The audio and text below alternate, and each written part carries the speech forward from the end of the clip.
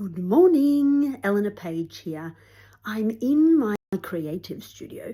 It's the space where I write fiction and paint trees. Here's my latest one behind me in progress.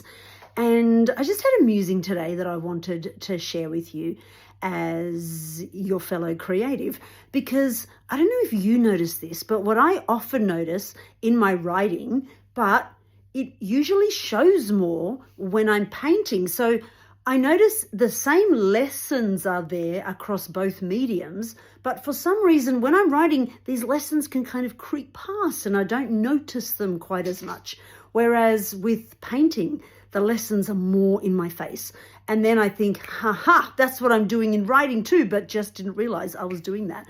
And today's lesson of the day is that there are times when I can stop being experimental, where I can stop actually thinking, what if I try something new? So for example, with this, tree behind me, the usual me would like try a whole lot of stuff, whatever comes to me. I'm like, I don't know why, I want to put green on this bit.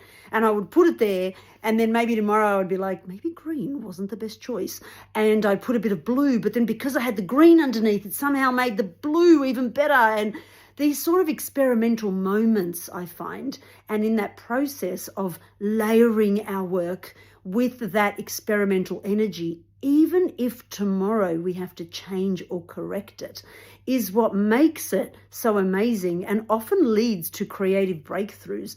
Things that we wouldn't do, that even in my writing, that I wouldn't have done that if I didn't give myself permission to take that character down that road instead of, where should I take him? That's the proper place to take him. And until I've worked it out in my head, I'm not going to take him anywhere kind of approach.